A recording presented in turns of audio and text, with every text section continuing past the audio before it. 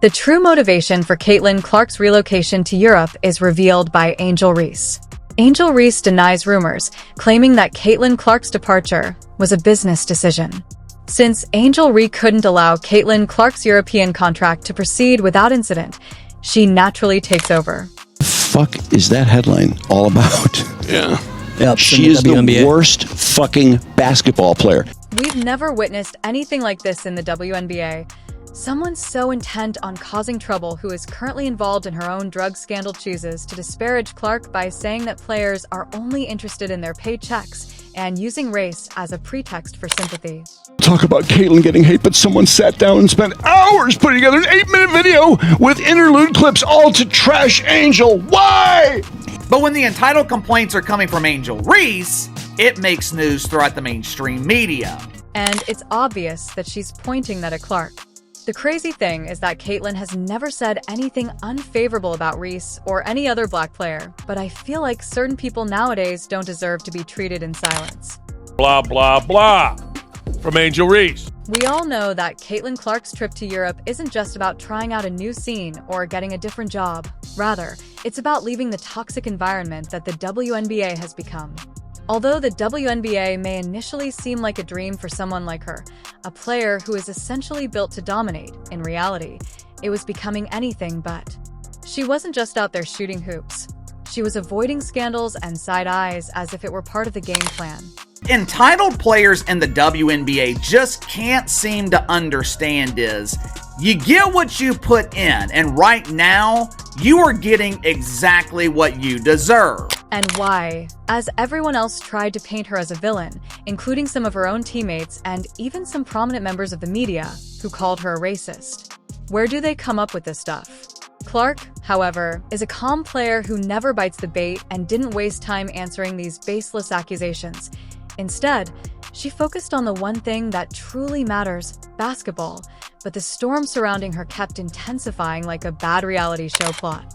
So I think it's really just the fans, her fans, the Iowa fans, now the Indiana fans. And then Alyssa Thomas, who is obviously not a fan of peace, chose to stoke the flames by publicly accusing Clark of being responsible for racist remarks made by her followers.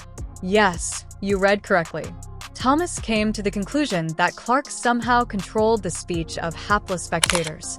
I think in my 11-year career, I've never experienced the racial comments from the Indiana Fever fan base. Ridiculous, correct? Thomas was really attempting to deflect attention from her own problems by wrapping her anger, envy, and whatever else was simmering inside into a tidy little accusation package and hurling it directly at Clark. It wasn't even about what Clark did or said. Then she had a press conference where she cried and everybody's so mean to me. Well, she's continued the stupidity. I mean, she cheered on her teammate as she shoved Caitlin Clark, knocked Caitlin Clark in the head, and a bunch of other stupid stuff. But here's the thing. Caitlin didn't need to do anything wrong to become a target. The affection she was receiving from fans and the way her name dominated every highlight reel and headline was enough to start a jealous fire in the WNBA. It wasn't just random internet trolls either. Some of the players who shared the court with her were unable to handle it and instead chose to celebrate her greatness. It's unacceptable, honestly. And there's no place for it. And we've been professional throughout the whole entire thing, but I've never been called the things that I've been called on social media, and there's no place for it. It's Q Angel. Reese certainly had her own moment in the spotlight, but let's face it, Clark's ascent to prominence was unparalleled, and Angel was obviously not thrilled about it. While Clark was becoming the league's face, Reese was on the sidelines, watching the attention go by, and it didn't take long for the resentment to start building. You see, these players had dedicated their entire careers to gaining the kind of love Caitlin Clark was receiving, and here she was a rookie snatching it all up lick. Who gives a rat's ass? For Clark, this is the reason why Europe seems like a sweet getaway. It's not just about playing in a different league with a different atmosphere. It's also about breathing air free of the harmful toxins the WNBA had been directing at her. The petty accusations and jealousy, the ongoing drama, Clark realized that none of it had anything to do with basketball anymore, and that she owed no one else a moment longer of her time spent in that disaster. No, it's going to Caitlin Clark fans are mean. And if Caitlin Clark fans are mean and they're white, where does this head? Oh, you know it goes to racist. Additionally, while her detractors are busy stirring up controversy, Clark is already miles ahead doing what she has always done best, letting her game speak louder than all the noise. The fact that she chose Europe over the WNBA offseason is her way of saying, I don't need to stick around for this nonsense because, let's be honest, the atmosphere surrounding her in the WNBA had nothing to do with basketball anymore. It was just a jealously fueled feeding frenzy with players and commentators jumping at every chance to tear her down, not because of what she did, but because the world was embracing her, and that was the real crime in their eyes. Now they found another victim, the fans of Indiana. Now, I'm going to side a little bit with these idiots. She did more than just criticize. She backed up the dump truck and dumped it, saying that Clark's choice had little to do with fleeing the dumpster fire environment at the WNBA. Let's take a moment to consider whether this is truly about money or if Reese is merely attempting to divert attention from the reality that she is in her own mess. Reese wanted everyone to know that this was all about money. Yes, to her, Clark was just out here chasing the big bucks. Forget all that talk about toxic teammates or dirty play angels. You know it's all a front. Since Reese's career is hanging by a thread and her name is still plastered on headlines due to that small steroid scandal, she decided that rather than owning up to being busted for performance enhancers, she would rather drag Caitlin Clark down with me. When you're that far down the rabbit hole, it's much easier to point fingers at someone else than deal with your own baggage. Her attention, her notoriety is based off Caitlin Clark.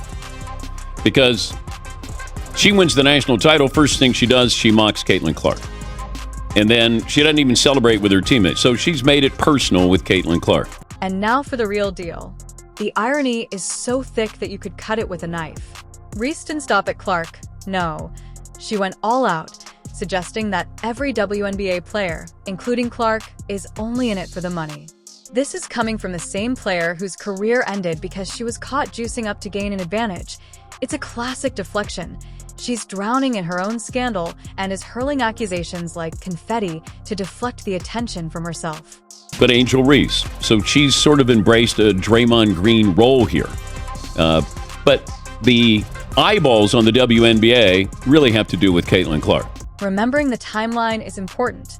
By the time Clark was preparing for Europe, the WNBA season was almost done, and she was already busy getting roasted over her steroid suspension, with the press dragging her name through the dirt for weeks.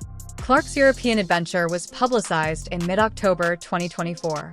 Steroids, EPO, anabolic pills, you name it, Reese had already been in the news for all the wrong reasons, and her reputation was ruined. I do think that some of this drama, and she started some of it, to be fair. Remembering the timeline is important.